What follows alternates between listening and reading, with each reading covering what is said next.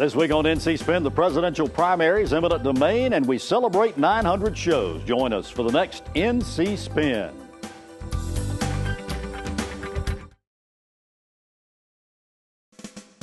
This is NC Spin, an unrehearsed discussion on issues of interest to North Carolinians. Now, here is your moderator, Tom Campbell. Welcome. You've heard and read the spin the media and the politicians have put on the issues of the day. To get the correct spin on what's going on in North Carolina, let's introduce you to our panel of experts. Former legislator and current lobbyist, Connie Wilson. Chris Fitzsimon, NC Policy Watch. Syndicated columnist and author, John Hood. And filmmaker and journalist, Cash Michaels. Well, welcome to this week's edition where we're going to talk about the presidential primary elections, a new CSX rail hub that's employing eminent domain to assemble land. And we'll celebrate the 900th episode of our show, but we'll have more on that later. Let's get started. Next week, the Republican and Democratic presidential candidates get their first report cards from voters as the Iowa caucus and then the New Hampshire primary moves from speculation to actual voting results. And these early primaries might have an impact on us in our March 15th primary elections. Both the Republicans and the Democratic parties have somewhat of a dilemma on their hands. GOP party leaders are wondering if either Donald Trump or Ted Cruz can win in November, and Democrats are looking at a serious challenge between Hillary Clinton and Bernie Sanders. Cash Michaels, let's start with the Democrats.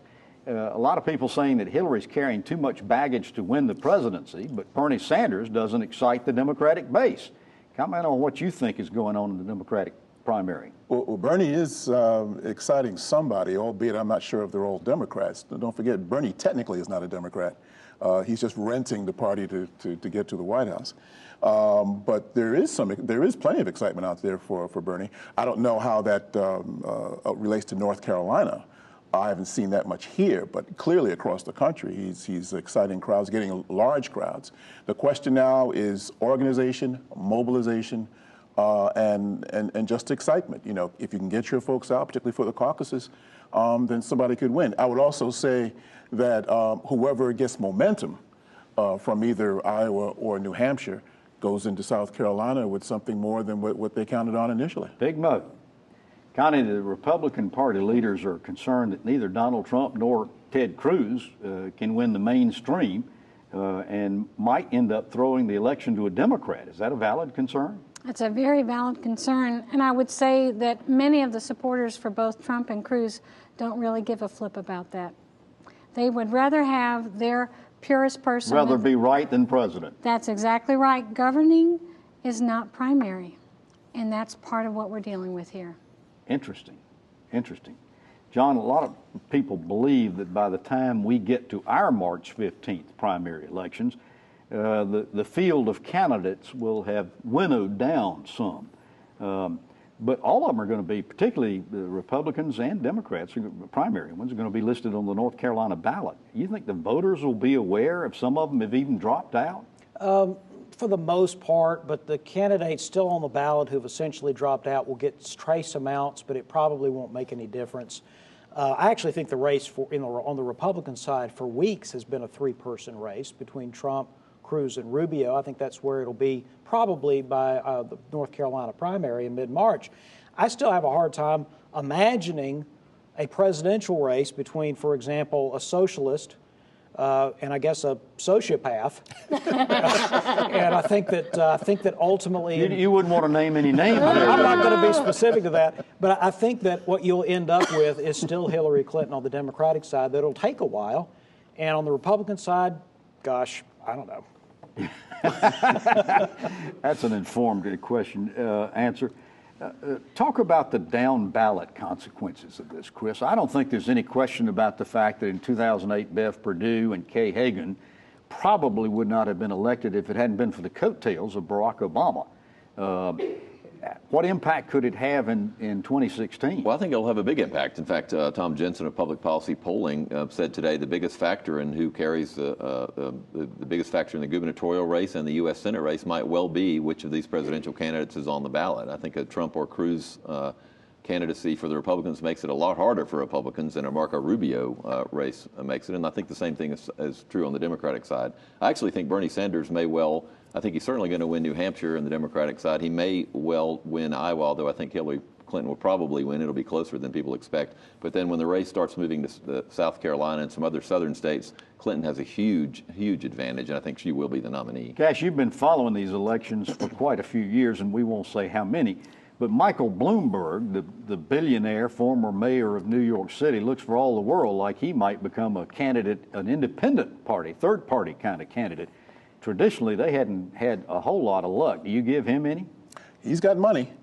Says he's going to spend $1 billion of his own money. Hey, that's pocket change to a Mike Bloomberg. Listen, he has the money, and he's a guy that in the past, if he didn't like something, he'd even call the President of the United States on the carpet. So he may weigh in. Now, mind you, his ability to win per all the states may be a difficulty, but he can cause some damage. And could end up throwing the election to one party or another.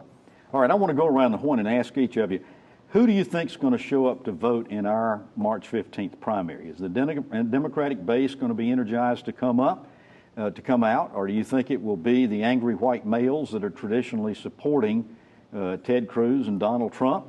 Who's going to come, John? Well, I don't agree with your alternatives. I don't think either is the correct number. Well, I think it will be I think it'll be a Republican-leaning base because that'll be the more competitive presidential primary by mid-March. Mainstream Republicans, right-wing Republicans. All of the Republicans will show up. It'll be a popular election, I think. All right, Cash. I'm trying to get over what John just said about angry white males not existing, I guess. I think on the Republican side, it's dynamic over there. I think you'll see a great turnout on that side for sure. Connie? Definitely the Republicans will be showing up, and that will have a big impact on the bond vote. All right. I agree with that. I think the bond vote is really interesting given that. I think Bernie Sanders will have to do very well in a state other than New Hampshire or Iowa for this to be a competitive primary at all in North Carolina. I don't think it'll be that competitive, but I don't think the turnout will be that huge on the Democratic side unless it's still close. Well, we thank you for watching NC Spin on the air or on YouTube. Here's a reminder, there's much more on our website, ncspin.com or NC Spin on Facebook. You'll find video footage not seen anywhere else, perspective pieces from our panel, and our weekly column. Get more balanced debate for the Old North State on ncspin.com, NC Spin on Facebook, or on Twitter at NC Spin Tweets. After these messages, we're going to talk about the scintillating topic of eminent domain. NC Spin will return after these messages. I've devoted my life to public safety. That's why I back Buck. We need a strong Attorney General. That's why I back Buck. I want someone to protect our freedom, and that's why I back Buck. In the upcoming Republican primary, back Buck. Buck Newton for Attorney General. How can North Carolina prepare today to create enough good jobs tomorrow? Join business, policy, and education leaders at the 31st Annual Emerging Issues Forum, Future Work for Answers. February 8th and 9th in Raleigh. Help drive the future of work by registering today at emergingissues.org. Let's prepare our state for the future by supporting the Connect NC bond. The bond will fund smart investments in education, agriculture, state parks, our National Guard, and infrastructure projects, creating job opportunities, strengthening our workforce, and driving innovation. It's a timely investment and a smart one for North Carolina families. On March 15th, stand with Farm Bureau and vote for the Connect NC bond. I'm Ron Elmer, investment advisor and CPA. I'll save the state $50 million my first year or work for free. Learn more at elmerfortreasurer.com. Paid by Citizens for Elmer. We now return to NC Spin. CSX recently announced it plans to build a huge rail hub in Johnston County to connect our ports, interstate highways, and rail lines into a 21st century transportation hub. From what we've gathered, they've been working on this behind the scenes for at least 2 years. While it's good news, there's a strong and immediate pushback from residents in Johnson County and the Johnston County Commissioners. In order to assemble the acreage needed for this hub, the company had to use powers of eminent domain to take private property. Connie, historically, our government can use eminent domain for private property, for public uses, water systems, roads, and so forth like that. But there's been a big debate whether or not eminent domain should be allowed for economic development projects. Our House has passed legislation on several occasions to disallow eminent domain for economic development, but the Senate has refused to consider it. What's your take? Well, it's been interesting because the railroads have had since the 1900s, just like the public utilities, the right of eminent domain. And most people aren't aware of it because it was 100 years ago, 150 years ago that they were building the railroads and needed to do the you know, you got me messing up on the domain stuff. You know that, Tom? You're messing me up. It's not easy to say. I know, but anyway, so basically people just forgot about it, and CSX really overplayed their hand in this situation, not involving the citizens there. So it's not really an economic development issue. It's something that's already in our statutes that may need to be revisited and a process put in place so there's not a surprise on property owners like Chris, we have earlier right now. this week, Governor McCrory said that this project is effectively dead in Johnston County after the county commissioners voted against it and the property owners raised such a stink about it. The CSX site they were considering doesn't seem to be available. Was it just this public pushback that caused him to say that? I think a lot of it was the governor's conservative base and the concerns about eminent domain. But, you know, I think it was a couple weeks ago the governor announced the project and praised it. And I'm a little confused as to why the Commerce Department that's been working with CSX, we have to assume for 2 years, hadn't thought this through, hadn't figured out the parameters of the project. And the second thing I was fascinated by, Governor McCrory said it was a big deal that the local folks, the local government, decided they didn't want this project because of the eminent domain and other issues. So it's interesting now, the General Assembly, for example, passed a law saying Stokes County passes a resolution they don't want fracking in their communities. We don't care about that. We're going to force them to have fracking if a company wants to come there. I want to get back to the railroad. It's interesting how we're being hypocritical here. You moved me away from the subject here. John, CSX has been kind of closed-mouthed about this from the standpoint of what their plans might be. There's some speculation they may go somewhere else other than Johnston County to locate this thing. What do you think is going to happen here? I think they will create the complex they talked about. It makes sense. Multimodal is the way a lot of freight is being shipped. Whether it's in North Carolina or somewhere nearby, it probably would be North Carolina, Virginia, or South Carolina, I think, given what they were describing about the ports and the railroads and the roads and how they're trying to serve their entire East Coast business. This was poorly thought out. Eminent domain has been a power that has been extended to private railroads for a long time. People didn't necessarily love it back then, but that was mostly to build actual rail lines, and sometimes depots. This is a much broader concept. What is it, 400 acres? It is partly about the actual transportation, but there you could argue that there's also an economic development aspect to it. It is controversial, and I'm not surprised once it came out that CSX had not really sought to negotiate but started throwing eminent domain around. I wasn't surprised this went south. Yeah, can you blame the residents of Johnston County, Cash, for feeling the way they feel like they've been railroaded? Well, to use a bad pun. When someone, imagine you're at your table, you're having your coffee, you're reading your newspaper, and there's a knock at the door, and somebody says, "Oh, by the way, we plan to take your property to put a railroad through here. Hope you don't mind." And they announce it that day. That's a bit disturbing, and I don't blame the folks of Johnston County of saying, hey, we were completely disrespected here.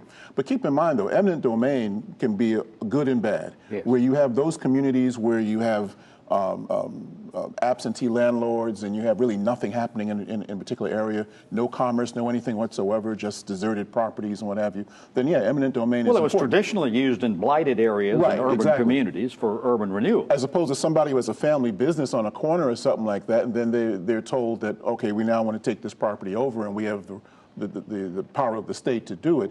That's when things get really, really nasty, and that's what people resent about it. But I think we can all pretty much agree this was a pretty bad public relations job on several fronts. They were trying to keep the project secret. That is obviously why they didn't attempt to work out the land rights earlier. Because the price of land would skyrocket. They were trying to keep it a secret, but in this case, that worked against ultimately completing the deal. All right. After these messages, we're going to ask the panel to tell us something we don't know. NC Spin will return after these messages. I'm Ron Elmer, professional investment advisor and CPA, not a professional politician. As state treasurer, I'll save millions in investment fees. Go to elmerfortreasurer.com. Paid by Citizens for Elmer. Jobs are disappearing. Our population is getting older and big disruptions lie ahead. How can North Carolina prepare today to create enough good jobs tomorrow? Find solutions at the 31st Annual Emerging Issues Forum, Future Work, February 8th and 9th in Raleigh. Register now at emergingissues.org. Connect NC, a bond initiative that makes vital investments in North Carolina without raising taxes. Connect NC is about investing in our future. It will create better job training opportunities for the 21st century. It will make our state state safer and better prepared. It invests in North Carolina's community colleges and our future. And expand cutting-edge research to strengthen our ag community. All without raising taxes. No tax increases. Please join me in supporting Connect NC.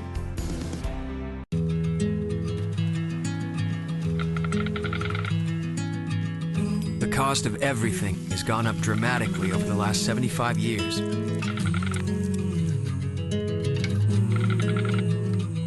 With one exception, keeping electricity affordable. That's the power of your co-op membership. Learn more at togetherwesave.com. North Carolina's Touchstone Energy Cooperatives, looking out for you. It's a fact. Patients who receive care in the medical home from a trusted family physician reduce healthcare costs through prevention, early detection, and affordable management of high-cost chronic diseases. Every dollar invested in healthcare matters. Let's invest them wisely, building on North Carolina's medical home model. Better health begins with a medical home, a trusted family physician, the best return on our healthcare investment. Learn about the importance of medical homes at OurNCHealthcare.com. You sleep on concrete till your body get immune to concrete. My mom got my brother and I up and said, come on, we're leaving. I became homeless in the beginning of this year. When I was about 4 or 5 years old, our house caught fire. I used to see my brother. If he see me, he'd turn and go the other direction. We did the only thing that we could think of, and we went to a Salvation Army shelter. You know, we don't have this, like, what's your background look like? We just say, what do you need? I remember the man from the Salvation Army coming down with a box of clothes. The Salvation Army officer bought my brother and I an ice cream cone. Last week, my brother walked up to me, and he just started a conversation. Today I've given my life to the Salvation Army because I remember what somebody did for me, my brother, and my mom over 30 years ago. The Salvation Army for me means hope. Compassion. Family. Support.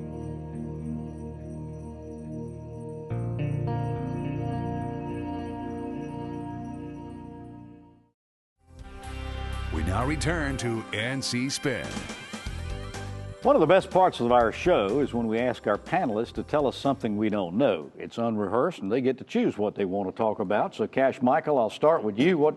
Tell us something we don't know. All right, well, Tom, on February 7th, Sunday, February 7th, Super Bowl Sunday, as a matter of fact, right after you leave church, from 2 to 5 p.m., the North Carolina Museum of History will screen my documentary from 2014, Pardons of Innocence, the Wilmington 10, an important piece of North Carolina history. And afterwards, we will have a panel discussion. Dr. Benjamin Chavis, leader of the Wilmington 10, will be there, along with North Carolina Central University law professor Irving Joyner. So from 2 to 5 o'clock, and then you can get home in plenty of time to see the Super Bowl at 6:30. So you all can come, and it's free. February 7th. February 7th. Museum of History. Yes, sir, and it's free. This is your second or third film?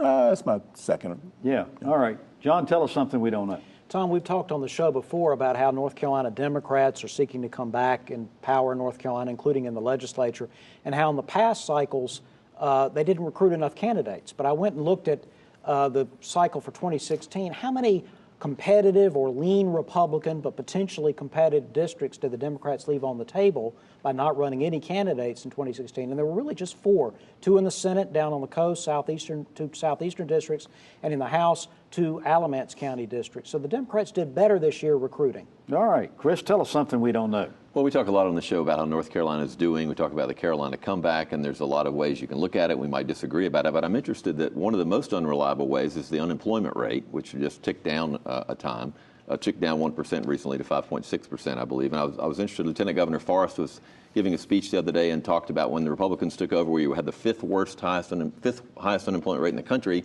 So I just went and looked. Now we have the 10th highest unemployment rate in the country. Our current unemployment rate is higher than South Carolina, higher than Georgia, higher than Virginia, equal to Tennessee, higher than Kentucky, higher than Arkansas. Now, I'm not saying that's an appropriate measure, but I'm fascinated why they keep using that as a measurement when we're actually not doing as well as we're being touted. I think it shows the unreliability of that measurement. I'm confused as to why politicians keep using it. Connie, tell us something we don't know. Well, we hear a lot in education about K through 12, teacher pay raises, what's going on in the classroom. But there's a study commission that has met this week, It's a subcommittee of Health and Human Service Oversight, and it's on early education and child services. And there's a new movement starting within the General Assembly to not group kids just as less than 5 and up, but looking at them from 0 to 8 years old, and especially those first 2,000 days, because if they can coordinate the services and make sure there's an accountability and people talking to each other during that phase, they can make a difference 8 and higher. So the General Assembly has a subcommittee. Representative Josh Dobson and Senator Lewis Pate are the co-chairs, and they will be making recommendations. So this is a great move forward to start looking at this age group. All right, after these messages, we're going to celebrate our 900th show. Stay with us. NC Spin is brought to you in part by the North Carolina Farm Bureau. The Farm Bureau and Agriculture. We keep North Carolina growing. I want an Attorney General that supports law enforcement, and that's why I back Buck. North Carolina needs leaders. That's why I back Buck. I believe in the Second Amendment, and that's why I back Buck. In the upcoming Republican primary, back Buck. Buck Newton for Attorney General. Hey everyone, I'm Linda Loveland. If feeding your family safe, affordable foods is a priority for you, then join me in saying thanks to the North Carolina farmers who feed us. Thank you. Thank you. Thank you. Let's say thanks to the farmers who feed your family at #ThankNCFarmers. To learn more about the foods we eat and the farm families who feed us, visit feedthedialoguenc.com. And be sure to thank North Carolina farmers. Clean transportation options can help you fuel what matters. We're fueling what matters to us by converting our fleet of collection trucks over to compressed natural gas. It's a good, smart business decision, and having the air cleaner is something that benefits all the families that work with us. We use biodiesel in our heavy equipment. We've got propane in a lot of our police cars, and we've really embraced the electric car. Join the city of Raleigh and fuel what matters. To learn how you can fuel what matters, visit fuelwhatmatters.org. Let's prepare our state for the future by supporting the Connect NC bond. The bond will fund smart investments in education, agriculture, state parks, our National Guard, and infrastructure projects, creating job opportunities, strengthening our workforce, and driving innovation. It's a timely investment and a smart one for North Carolina families. On March 15th, stand with Farm Bureau and vote for the Connect NC bond. We now return to NC Spin. In September of 1988, Chris and John and I started NC Spin in an effort to better inform people in our state about important issues. From initially airing on one station, we've expanded to a statewide network, and this week we celebrate our 900th episodes. I've invited our regular panel as well as some of our regular panelists to share some of their insights with you, as we're now the longest running independently produced TV and radio show in our state. I want to start with John and Chris. If you remember, we wrote out the format for this show on a napkin at a restaurant in the summer of 1998. Did you ever have any idea that we would still be going 18 years later? I wasn't so sure about that. We got confused right from the beginning because I've clearly crossed out Chris's name on the napkin. So we're not doing that. So you've got the napkin. Well, apparently no one listens to me. All right. One of my thoughts, I was going back over the 18 years. I think it was 1999 that John was right. And since then, I think things have been going pretty smoothly. It's a perfect streak. Yeah, I want to talk to our panelists and get them to share some of their views with us, some of the comments that they get. Everywhere we go, we get interesting comments from people about the show. And Joe, let's start with you, if you will.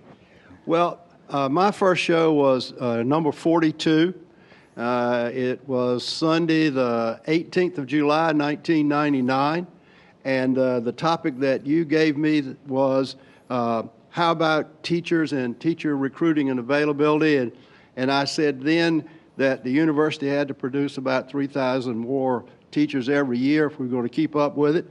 And I checked about 2 weeks ago, and the number is still saying there. The same still thing. 3,000. Yeah. Rufus, comments, reminiscences. Oh, my goodness. Well, I was out just about a year ago, and somebody said, John, you did a very good show.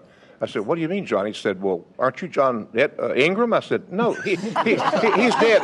I'm Rufus. And what I hear all the time is that people say, you folks don't pick at one another. You don't argue. You don't interrupt.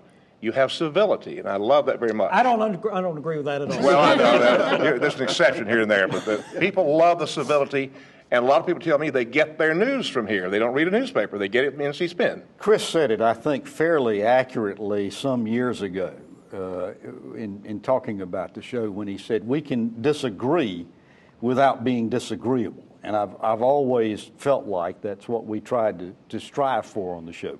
Becky, tell us some of your reactions and comments and memories, other than the fact that I blank on your name. Well, that's so what I was times. going to, that was actually my story that I was going to tell. I mean, with the esteemed panelists that you have, I mean, you have former, elected officials, you have movie makers, all of it, former legislators, all of these really important people. And so, sometimes I start feeling like, I'm pretty important too. But you put me right in my place because often when I'm on the show, you cannot remember my name.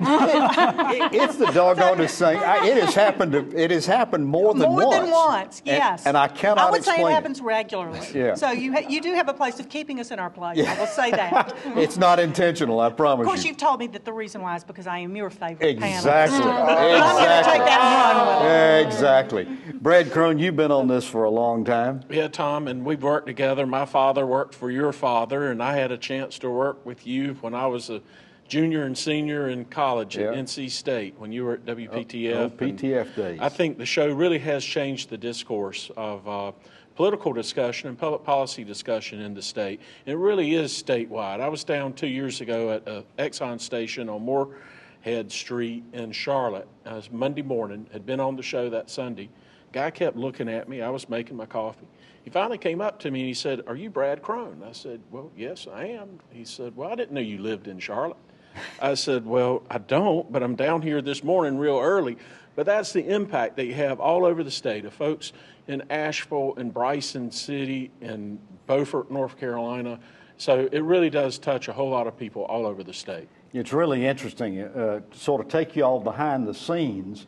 We do this show in a format called live on tape, meaning that when we start tape, we don't stop until the show is ended, except when I blank on Becky's name. But it's shot with 4 cameras, which is very, very unusual in today's television. Very rarely do you see that. And for most of these 900 shows, this cadre of people has been pretty loyal and pretty dominant. Connie, you've been involved with NC Spin now ever since we got you out of the legislature and you became an honest person again. Yes. Yeah. What kind of comments or remarks have you had from viewers? I've been shocked because a lot of what we talk about are things that I'm dealing with every day, but the average viewer doesn't know. I mean, they're reading the newspaper, they might hear something on the news, on the radio, but we're telling them stuff they're not getting it anywhere else, and they're hearing both sides of the story. I'm going to tell you, a lot of times I feel like I'm sounding stupid, but I go out there and people stop me at the grocery store or at my sweet little Quaker church in Randolph County. I'm going to put in a plug, Hopewell Friends in Randolph County. And, I thought Friends were silent. No. Sometimes they are, but most of the time we aren't. But anyway, and they tell me what a wonderful job I'm doing and what they're learning. And I have a love for the legislature and a love for the people. I don't know, you know how everybody kind of fits in somewhere, and that's where I fit in. Cash, real quickly, a comment from you. I'm amazed how many people who stop in the supermarket and say that they watch the show before they go to church every Sunday morning. So if I may make a recommendation, Tom, since we have such a great church audience, I suggest that we start this program from this point forward with prayer. All right. Well, you've heard our spin on the issues of the day. To stay informed all during the week and give your feedback, read our weekly column, visit our website, ncspin.com or ncspin on Facebook. And join us next week when we're going to have a special program on public education we recorded a couple of weeks ago at the Public School Forum's Eggs and Issues Breakfast. Until then, stay informed and watch out for the spin. Let's have some cake.